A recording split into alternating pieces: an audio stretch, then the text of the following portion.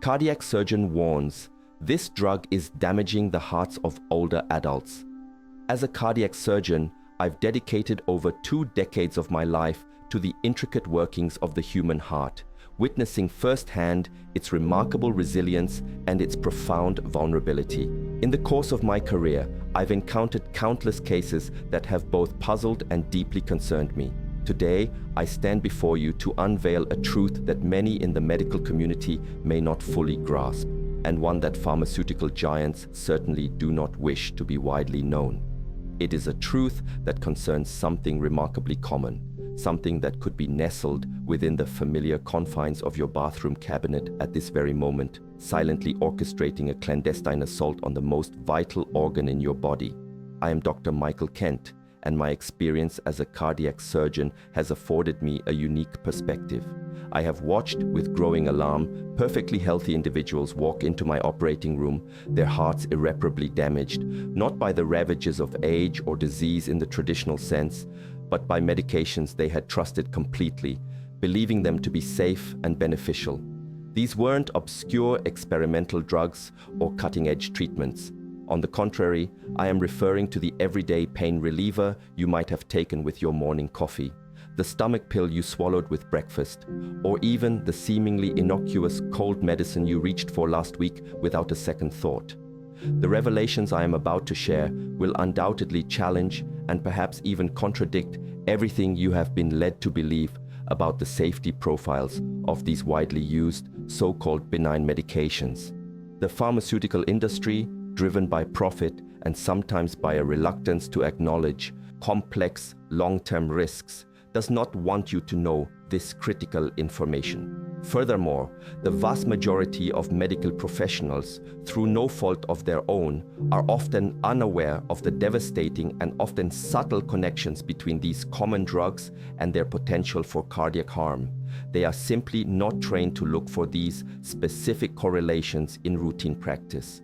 However, I have personally witnessed the accumulating evidence in my own practice, patient after patient, heart after heart, and I can no longer remain silent in the face of such profound risk to public health, especially among our older population. By the conclusion of this discussion, you will possess a clear and comprehensive understanding of precisely which 5 types of commonly used medications are secretly and insidiously weakening your heart muscle. More importantly, you will learn why these particular drugs become significantly more dangerous for individuals over the age of 60, whose cardiovascular systems may already be facing age-related challenges or underlying vulnerabilities. Most crucially, I will empower you with practical, actionable steps you can begin implementing today to proactively protect your heart and safeguard your future health. This is not an attempt to incite fear. Rather, it is an urgent dissemination of life-saving truth, born from years of direct observation and medical insight. Please stay with me. Absorb this information carefully, because what you are about to learn has the profound potential to literally add precious years to your life, improving its quality and duration significantly. Let us commence our exploration with the class of medications found in virtually every home across America. A ubiquitous presence in medicine cabinets and kitchen drawers, the non-steroidal anti-inflammatory drugs, or NSAIDs for short. You recognize them immediately by their familiar brand names, household staples such as ibuprofen, naproxen, and diclofenac. These drugs have become the default go-to solution for an extensive array of ailments, from the nagging discomfort of a tension headache and the persistent ache of back pain to the chronic inflammation of arthritis and various forms of muscular discomfort. There is no denying their immediate efficacy. They work brilliantly, often providing rapid and effective relief from pain and swelling, making them invaluable tools in acute situations. However, here lies the critical piece of information that is rarely, if ever, disclosed in the same breath as their benefits. The regular, sustained use of these pills, particularly once you cross the threshold of age 60, and especially if you have any pre-existing heart concerns or risk factors, is akin to engaging in a perilous game of Russian roulette with your precious cardiovascular system. It is a gamble with stakes far too high. The medical community, it must be stated, has been aware of this insidious dark secret for decades. As far back as 2005, the US Food and Drug Administration, FDA, in response to accumulating evidence, mandated clear and explicit warnings about the heightened risks of heart attack and stroke associated with these medications. Yet, despite these official directives, millions of people continue to casually pop these tablets daily, often treating them with the same heedless disregard as if they were innocuous pieces of candy, remaining completely oblivious to the profound and potentially life-threatening danger lurking inside each and every tablet they consume. Allow me to illustrate this grave reality with the poignant story of Michael, a cherished patient of mine. At 72 years old, Michael was a man whose spirit found its truest joy amidst the vibrant hues of his meticulously tended garden. His hands, though gnarled by age and the persistent ache of knee arthritis, continued to find purpose in nurturing life, particularly his prized rose bushes. To manage the incessant throbbing pain that accompanied his beloved hobby, Michael had, for years, relied almost daily on what he considered an indispensable aid: an anti-inflammatory pill. He trusted it implicitly, a small, unassuming tablet that promised relief and delivered it consistently, allowing him to continue his cherished outdoor pursuits. One particularly warm afternoon, as the sun began its gentle descent, casting long shadows across his meticulously arranged beds of roses, Michael found himself overcome by an unprecedented and alarming fatigue. The energy that typically sustained him through hours of gardening had abruptly vanished, replaced by an overwhelming sense of depletion. A suffocating tightness constricted his chest, making each breath an arduous struggle, and he noticed with growing alarm that his ankles had swelled to an alarming, almost grotesque, twice their normal size. The vibrant world of his garden began to recede, replaced by a suffocating sense of panic as he struggled for air. When Michael was rushed to the emergency room, the grim diagnosis we delivered was acute heart failure. His heart, already working overtime to compensate for the natural stiffness and decreased efficiency associated with his age, and further burdened by mild, previously well-managed hypertension, simply couldn't keep up with the demands placed upon it any longer. The trigger for this sudden and catastrophic decompensation wasn't a newly developed cardiac condition or an unexpected infection. It was the continuous, long-term, and seemingly innocent use of that familiar anti-inflammatory pill. This common medication had silently pushed his already strained heart beyond its limits. The question then arises with chilling urgency. How can something so widely available, so frequently recommended, and seemingly so innocuous harbor such deadly potential? The underlying mechanism is insidious in its subtlety and devastating in its consequences. NSAIDs function by blocking specific enzymes, primarily cyclooxygenase, COX-1 and COX-2, which are pivotal in the production of prostaglandins, chemicals that drive inflammation and pain. While this action effectively reduces discomfort, it inadvertently creates a cascade of other far less desirable effects.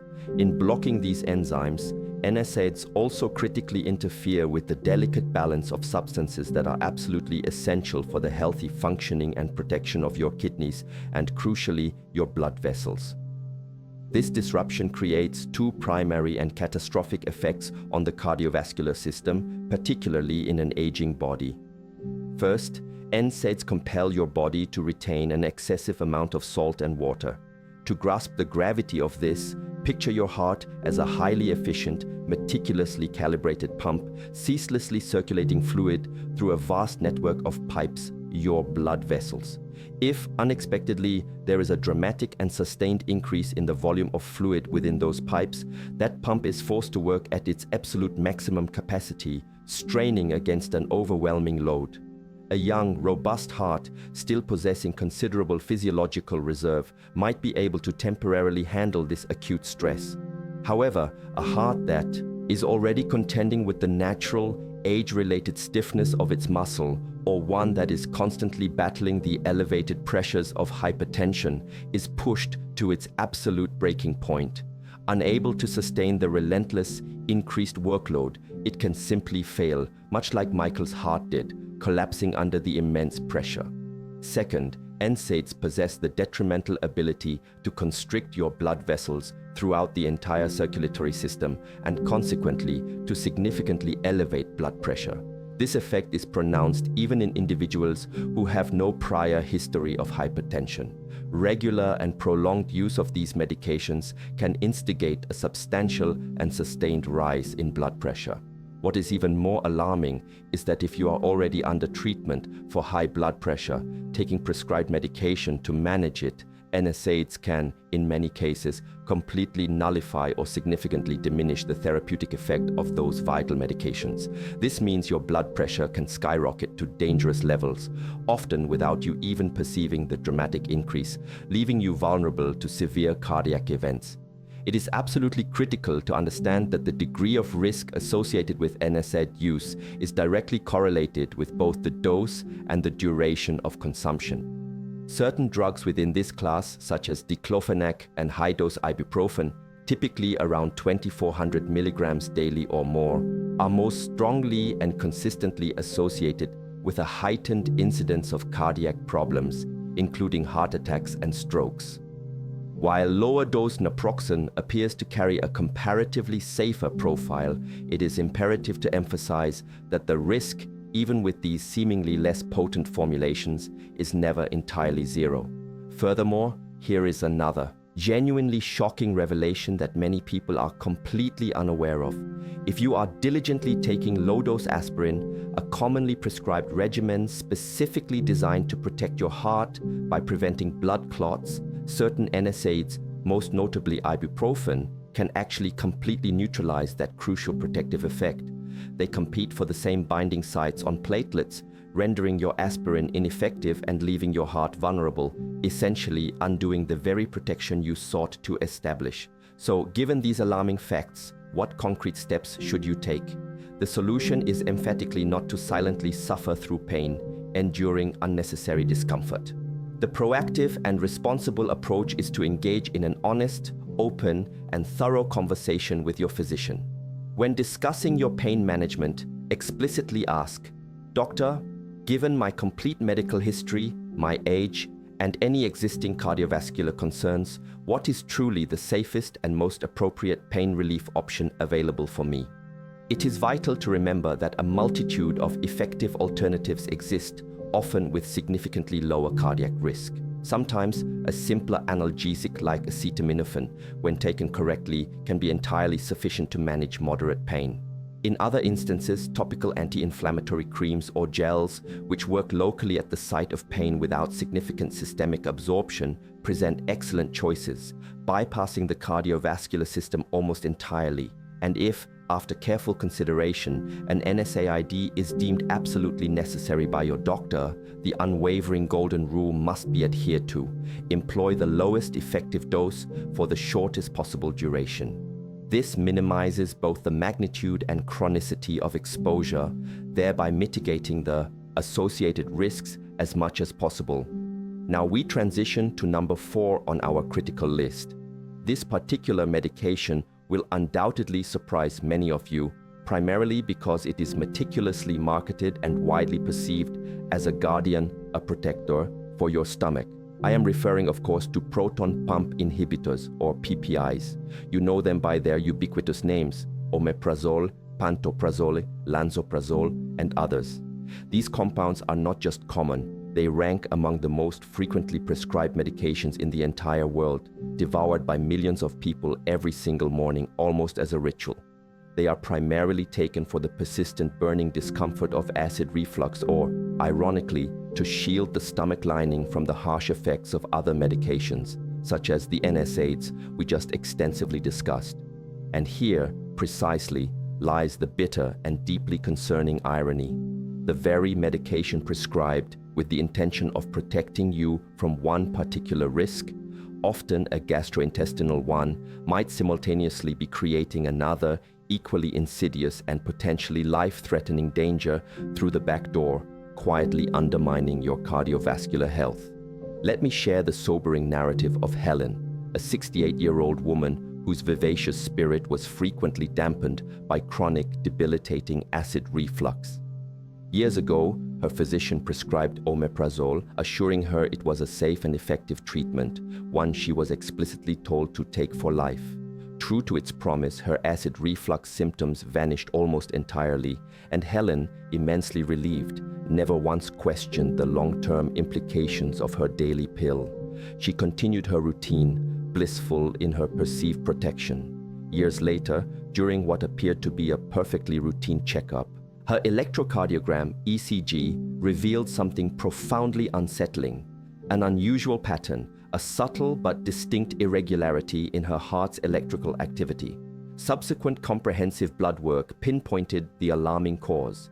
Her magnesium levels had plummeted to dangerously low concentrations, a profound deficiency. Magnesium, often referred to as nature's tranquilizer, plays an absolutely vital role as the guardian of your heart's rhythm. It is critical for maintaining stable electrical impulses and ensuring smooth, coordinated contractions. When this essential mineral is severely depleted, your heart becomes electrically unstable, much like an orchestra suddenly deprived of its conductor, its musicians playing out of sync. This electrical chaos can manifest as dangerous and potentially fatal arrhythmias or irregular heartbeats. The direct and unambiguous cause of Helen's severe magnesium deficiency, after thorough investigation, was unequivocally linked to her chronic, long-term use of omeprazole. The mechanism by which PPIs exert this detrimental effect on magnesium absorption is straightforward yet profound. These drugs operate by drastically reducing the production of stomach acid. While this achieves the desired effect of alleviating reflux, that very acidity is absolutely crucial for the proper breakdown and subsequent absorption of numerous vital nutrients, including magnesium. When you suppress stomach acid long-term, the intricate process of magnesium absorption from your diet simply collapses, leading to a gradual but steady depletion over months and years. But the concerns surrounding PPIs extend beyond mineral deficiencies. There is another alarming aspect that increasingly troubles us in the medical community. Multiple large-scale observational studies, conducted independently by various research teams, have consistently found a concerning association between prolonged PPI use and an increased risk of heart attack. While a definitive causal relationship is still under active debate and investigation, one prominent theory suggests that these drugs might inadvertently reduce the body's production or availability of nitric oxide. Nitric oxide is a crucially important molecule responsible for promoting vasodilation, essentially keeping your blood vessels flexible, relaxed, and wide open, thereby ensuring optimal blood flow and pressure regulation. When nitric oxide levels are compromised or depleted due to prolonged PPI use, blood vessels can lose their elasticity, becoming stiffer and narrower. This process sets the physiological stage for the formation of atherosclerotic plaques and significantly increases the likelihood of a heart attack. While the scientific community continues to rigorously study the precise mechanisms and definitively establish causality, the consistent association observed in these studies is profoundly concerning and warrants serious attention from both patients and clinicians. Additionally, another significant and often overlooked risk arises from the potential for omeprazole, specifically to interfere with other vital cardiac medications. A prime example is clopidogrel, often known by the brand name Plavix, an antiplatelet drug frequently prescribed to patients who have suffered a heart attack or stroke, specifically to prevent future catastrophic thrombotic events. Omeprazole can inhibit the enzymatic conversion of clopidogrel into its active form, rendering this crucial protective medication significantly less effective. This leaves the patient, who believes they are adequately protected, vulnerable to potentially devastating recurrent cardiovascular events. The fundamental problem with PPIs is that they have become trivialized in their application. These powerful drugs were originally developed and intended for short-term treatments, typically lasting only 4 to 8 weeks, designed to heal specific gastrointestinal ulcers or severe erosive esophagitis. Yet, through a combination of marketing, patient demand, and sometimes uncritical prescribing, They have regrettably morphed into a seemingly permanent, lifelong solution for problems that could, in a significant number of cases, be effectively managed or even resolved through strategic lifestyle changes, dietary modifications, and other less invasive interventions. If you have been taking a PPI for months or even years, it is absolutely paramount that you do not stop abruptly on your own. Doing so can lead to a severe rebound in acid production, exacerbating your symptoms. Instead, engage in a comprehensive dialogue with your doctor. Ask pointed and informed questions. Do I truly need this medication long-term? Are there opportunities to gradually reduce the dose? Are there any alternative strategies or treatments we haven't explored? And if chronic use is absolutely deemed necessary after careful evaluation, it is essential that your physician proactively monitors your magnesium levels periodically, perhaps annually, to prevent the dangerous deficiencies we observed in Helen. Before we delve into the next medications on our critical list, which includes some surprisingly common remedies for simple colds, I want to make a quick but heartfelt request.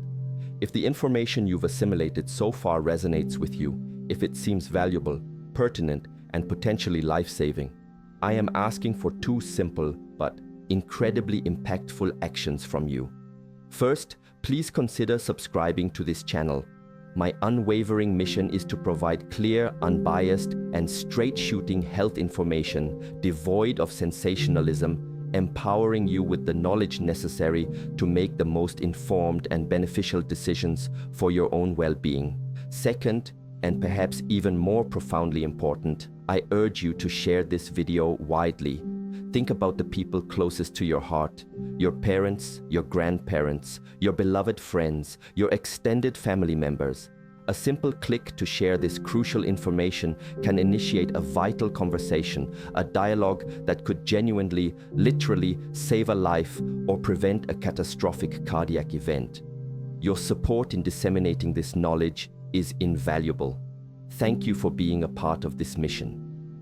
Let's continue our journey through these common culprits with number 3, a medication that almost everyone has or has had in their home at some point, a ubiquitous presence in medicine cabinets across the globe. We have reached number 3 on our list of cardiac concerns, oral decongestants designed to alleviate the misery of colds and flu. Specifically, I am referring to those formulations containing active ingredients such as pseudoephedrine or phenylephrine. These substances are widely heralded as the magic solution for that exasperatingly stuffy nose, the persistent nasal congestion that relentlessly interferes with your breathing, sleep, and overall comfort during an illness. They promise rapid relief, a clear airway, and a return to normalcy. However, this seemingly magical solution can, and often does, carry an extremely high and dangerously steep cost for your heart, particularly if you are an individual already predisposed to or suffering from high blood pressure, or if you have any pre-existing cardiovascular disease whatsoever. Consider the unsettling case of Margaret, a vibrant 75-year-old retired teacher who, despite her usually robust health, unfortunately succumbed to a particularly severe cold. Determined to alleviate her congested airways and breathe easier, she confidently purchased a well-known, over-the-counter cold remedy containing pseudoephedrine from her local pharmacy. She followed the dosage instructions diligently, expecting only relief. By the second day of taking the medication, however, Margaret began experiencing alarming and deeply unsettling symptoms. Her heart began to pound with such fierce intensity that she felt as though it was literally going to burst out of her chest. This terrifying sensation was accompanied by bouts of terrible dizziness, making her feel disoriented and unsteady, along with a splitting, excruciating headache that throbbed relentlessly. Concerned and alarmed by his mother's rapid deterioration, her son immediately rushed her to the nearest hospital emergency room. Upon examination, her blood pressure was found to be alarmingly through the roof, registering dangerously high levels, and she had developed a pronounced arrhythmia, a perilous irregularity in her heart's rhythm. That seemingly innocent decongestant had, in essence, pushed her delicate cardiovascular system to the very brink of collapse. Why does this profoundly dangerous phenomenon occur? Pseudoephedrine and phenylephrine are potent vasoconstrictors. Their fundamental pharmacological purpose is to narrow blood vessels. In the context of your nasal passages, this action is indeed beneficial. By constricting the tiny blood vessels lining your nose, they effectively reduce swelling and mucus production, thereby alleviating congestion and allowing you to breathe more freely. However, and this is the critical caveat, the drug does not selectively act only within your nasal cavity. Once ingested, it travels throughout your entire body, circulating systemically and indiscriminately constricting blood vessels everywhere. This widespread vasoconstriction has two major deleterious consequences for your heart. First, by narrowing arteries throughout your body, your heart is forced to pump against significantly greater resistance. Imagine trying to push water through a garden hose that has been severely squeezed. The effort required is exponentially higher, and the pressure within the hose explodes. Similarly, your heart, the central pump, must exert far more force to propel blood through these constricted pathways. This dramatic increase in workload and resistance can trigger a dangerously high acute blood pressure spike, potentially leading to a hypertensive crisis, a medical emergency. Second, these decongestants are also powerful stimulants. They directly affect the central nervous system, leading to an increased heart rate and often an irregular heartbeat. If you are an individual who already possesses a sensitive heart, perhaps due to age, underlying disease, or even just genetic predisposition, this additional intense stimulation can utterly destabilize its delicate electrical rhythm and pumping function, pushing it into an unsafe and potentially life-threatening state. The medical community, particularly in Europe, has recently refocused its attention on the alarming risks associated with pseudoephedrine. There have been increasing reports linking its use to rare but exceedingly serious syndromes involving the acute constriction of blood vessels in the brain, leading to severe neurological complications. This renewed scrutiny and concern only further underscore the profound and powerful systemic effects of these drugs throughout the entire human body, extending far beyond their intended nasal decongestant action. The major and most insidious danger with these commonly available drugs is their over-the-counter status. People can purchase them freely without a prescription, often without reading the crucial fine print of warnings on the packaging and, critically, without a full understanding or thoughtful consideration of the potential risks they pose to their cardiovascular health. If you are over the age of 60, and especially if you already suffer from hypertension, high blood pressure, or any pre-existing heart condition, the strongest advice I can offer is to avoid these oral decongestants completely and unequivocally. There are numerous, significantly safer alternatives that can provide effective relief without imperiling your heart. These include simple saline nasal sprays, which gently moisturize and clear nasal passages without systemic effects, humidifiers, which moisten the air and help reduce congestion, or nasal sprays containing corticosteroids, which act only locally within the nasal passages to reduce inflammation, with minimal systemic absorption. Do not allow the fleeting desire for relief from a stuffy nose to precipitate a potentially life-threatening emergency for your precious heart. We now arrive at number 2 on our list, a delicate but profoundly vital topic that touches upon an often overlooked aspect of holistic health, mental well-being. I am speaking about an older class of antidepressant medications known as tricyclic antidepressants, or TCAs. You might recognize names such as amitriptyline or imipramine. While newer generations of antidepressants have largely supplanted them as first-line treatments, these older drugs are still occasionally prescribed, sometimes for depression that has been resistant to other treatments, and often, critically, for the management of chronic neuropathic pain, a common ailment among older adults. It is an undeniable medical fact that depression itself is a significant independent risk factor for the development and progression of heart disease. The chronic stress, inflammation, and lifestyle changes associated with depression can place immense strain on the cardiovascular system. Therefore, treating depression is not merely a matter of improving mood. It is absolutely crucial for overall health, including cardiac health. However, how we choose to treat it matters enormously, particularly when considering the delicate physiology of an older person's heart.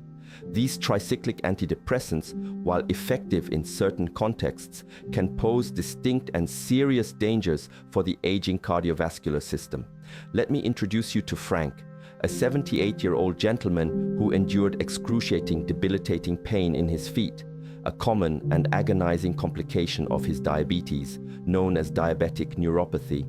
His doctor, aiming to alleviate this relentless suffering, prescribed a low dose of amitriptyline, a tricyclic antidepressant known for its pain-modulating properties. The medication, to Frank's relief, did indeed help significantly with his neuropathic pain. However, a troubling side effect soon emerged. Frank began to experience profound dizziness every single time he attempted to stand up from a sitting or lying position. One fateful day, while attempting to simply get out of his chair, he suddenly fainted, collapsing to the floor and sustaining a painful and dangerous fracture of his hip. The root cause of this alarming incident was unequivocally traced back to the amitriptyline, which had triggered a sudden and dramatic drop in his blood pressure upon standing, a condition medically termed orthostatic hypotension. This significant drop in pressure meant that his brain was momentarily deprived of adequate blood flow, leading to his collapse. But orthostatic hypotension is not the sole cardiovascular risk associated with these drugs. Tricyclic antidepressants can also significantly accelerate the resting heart rate, placing a constant and undue stress on an aging heart that may already have diminished functional reserve. This increased workload, sustained over time, can contribute to wear and tear and further weaken the cardiac muscle. What is perhaps most concerning from a cardiac surgeon's perspective is their direct interference with the heart's intricate electrical system. These drugs can slow down the conduction of electrical impulses through the heart muscle, a phenomenon that can be observed on electrocardiograms, ECGs. This disturbance in electrical rhythm significantly increases the risk of developing very dangerous ventricular arrhythmias, irregular heartbeats originating in the lower chambers of the heart, which can unfortunately lead to sudden cardiac death. For all these compelling reasons, tricyclic antidepressants are no longer considered the first-choice treatment for depression in older adults.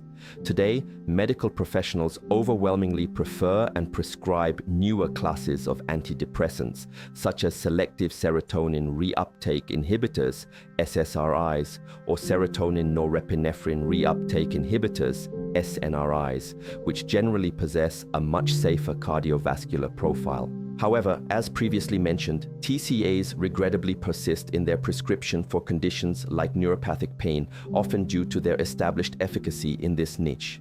If you or a beloved family member is currently taking one of these tricyclic medications, it is absolutely fundamental and non-negotiable to engage in a comprehensive and candid discussion with your doctor. Crucial questions must be asked. Have safer, heart-friendly alternatives been thoroughly explored and attempted for this condition? Is my blood pressure being meticulously monitored, especially for orthostatic changes? Are regular electrocardiograms being performed to assess my heart rhythm and electrical activity? It is a fundamental truth that mental and physical health are inextricably linked, forming a seamless continuum. You must actively ensure that the treatment for one aspect of your health is not inadvertently undermining or damaging another, particularly the vital health of your heart. And now we arrive at the culmination of our critical examination, number 1 on our list. This particular point is perhaps the most controversial and widely debated in the contemporary scientific community, generating significant discussion and even contention among medical professionals. Nevertheless, it is my solemn duty as a cardiac surgeon dedicated to your heart health to share the profound concern that currently exists and is steadily growing within the scientific literature. I am referring, surprisingly to many, to calcium supplements. Yes, you heard that correctly. Those seemingly innocuous pills, swallowed daily by millions of individuals worldwide, are intended with the best of intentions to protect bones from the debilitating effects of osteoporosis. For decades, the prevailing medical message was crystal clear, unambiguous, and widely disseminated. Take calcium for strong bones. This advice was deeply ingrained in public consciousness, especially for women as they approached and entered menopause. However, in recent years, a steadily increasing body of scientific research, comprising more and more rigorous studies, has begun to systematically question the unequivocal safety of these supplemental calcium doses for the delicate health of the heart. The simplistic narrative has become complex, requiring a deeper look into the nuances of calcium absorption and utilization. Let me recount the case of Linda, a vibrant 70-year-old woman who, like many of her generation, was genuinely worried about the potential onset of osteoporosis, a condition known to weaken bones and increase fracture risk. Acting on the widely accepted advice of the time and without specific medical guidance, she proactively started taking a high-dose calcium supplement on her own, believing she was doing everything right to protect her skeletal health. Years later, unexpectedly and without any obvious warning, Linda suffered a severe heart attack. What made her case particularly perplexing to her medical team was the absence of many classic cardiovascular risk factors. She had never smoked, her cholesterol levels were commendably within healthy ranges, and her blood pressure was consistently well controlled. In the meticulous process of investigating all possible contributing causes for her unexpected cardiac event, her medical team, considering the growing body of research, honed in on that daily high-dose calcium supplement as a significant potential factor. The controversy surrounding calcium supplements and heart health is undeniably real, and the scientific evidence, it must be acknowledged, is not yet entirely definitive, presenting a complex and sometimes conflicting picture. However, the emerging hypothesis concerns us deeply within the cardiac field. It is crucial to distinguish between calcium obtained from natural dietary sources and calcium taken as a concentrated supplement. Calcium consumed through food sources such as dairy products, leafy green vegetables, and fortified foods does not appear to pose the same cardiac risk. When calcium is absorbed slowly and steadily from food, the body is able to regulate its uptake and utilization far more efficiently, directing it to where it is needed, primarily the bones, without creating a sudden systemic overload. The problem, or at least the primary concern, appears to arise specifically with the ingestion of high concentrated doses of calcium delivered rapidly from supplements in pill form. When you swallow a calcium pill, it can create an artificial acute spike of calcium in your bloodstream, a sudden surge that the body is not metabolically equipped to handle as efficiently as it would dietary calcium. Your body, despite its best efforts, may not be able to effectively utilize all that excess calcium for your bones, leaving a surplus that needs to be disposed of or deposited somewhere. The most significant concern, supported by a growing body of evidence, is that this excess calcium preferentially deposits in the walls of your arteries. This insidious process, known as arterial calcification, leads to the hardening and stiffening of arterial walls. Rigid arteries lose their elasticity, become less responsive to blood flow changes, and critically contribute significantly to the formation and exacerbation of the atherosclerotic plaques that are the fundamental cause of heart attacks and strokes. Some large-scale epidemiological studies and meta-analyses have indeed suggested that calcium supplements, particularly when taken in high doses, are modestly associated with an increased risk of heart attack. Conversely, other rigorously conducted studies have not found a clear or statistically significant connection, adding to the complexity of the debate. The evidence, as stated, is multifaceted and still evolving. For individuals with a diagnosed and severe form of osteoporosis, where the risk of debilitating fractures is extremely high, the potential benefits of supplemental calcium under strict medical supervision might still outweigh the observed or theoretical cardiovascular risks. However, the overarching lesson for the general population is clear and must be emphasized. When it comes to calcium, more is not necessarily better, and in fact, can be detrimental. The safest and most physiologically sound strategy for maintaining adequate calcium levels is to obtain it primarily from a balanced and varied diet. If, after a thorough medical evaluation, your doctor believes you genuinely require a calcium supplement, It is absolutely paramount that you never, under any circumstances, begin taking it on your own without professional guidance. It is a significant medical decision that must meticulously weigh your individual bone health status against, and very importantly, your specific cardiovascular risk profile, a balance that only a qualified physician can appropriately assess. Today, we have meticulously uncovered the often hidden side of 5 exceptionally common types of medications, substances that are a ubiquitous presence in homes and healthcare settings alike. We have delved into the potential cardiac dangers of non-steroidal anti-inflammatory drugs, NSAIDs, gastric protectors, proton pump inhibitors or PPIs, oral decongestants, those containing pseudoephedrine or phenylephrine, certain older classes of antidepressants, tricyclic antidepressants or TCAs, and perhaps most surprisingly, calcium supplements. My overarching and most vital message to you is not one of panic or alarm, nor is it an instruction to abruptly cease taking any of your prescribed medications. Doing so on your own, without direct medical consultation, could in fact be extremely dangerous and precipitate severe health crises. My message is one of profound empowerment. You now possess invaluable, life-altering information that, tragically, most people and indeed many medical professionals remain unaware of. You understand, with newfound clarity, that the pill you take for chronic arthritis pain, while offering relief, could simultaneously be overloading your heart. You now comprehend that your daily stomach protector, intended to alleviate gastrointestinal discomfort, might be insidiously affecting the electrical rhythm and overall health of your heart. You recognize that a simple, seemingly harmless cold remedy, easily purchased over the counter, can pose a serious and immediate risk to your cardiovascular system, especially if you have pre-existing conditions.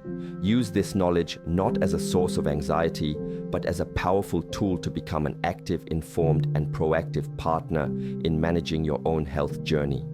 The next time you schedule an appointment with your doctor, go prepared. Compile a comprehensive and accurate list of everything you are currently taking, including all prescription medications, over-the-counter drugs, herbal remedies, and dietary supplements and vitamins. Then, armed with this information, ask clear, direct, and pertinent questions. Do not hesitate. For each medication, articulate your concerns. Doctor, I have recently learned that this particular medication could potentially carry certain risks for my heart, especially given my age and medical history. Is it still unequivocally the best and safest option for me at this stage of my life? Are there potentially safer or alternative treatments available that we could explore? Given these concerns, should we be proactively monitoring specific parameters, such as my blood pressure, or perhaps running specific diagnostic tests to assess my heart's response to this medication? Every single medical treatment, without exception, represents a delicate balance between its anticipated benefits and its inherent risks. And that critical balance, it must be profoundly understood, shifts significantly with age. Your heart, this incredible organ, has tirelessly worked for you for decades, beating countless times, sustaining your life day in and day out. It deserves nothing less than exquisite, meticulous care and thoughtful consideration. Protecting it is not just a health decision. It is the single most important and enduring investment you can make in the quality and longevity of your future. Never take any medication for granted, no matter how common, how long-standing, or how seemingly innocuous it may appear. And now, I ask one final crucial thing from you.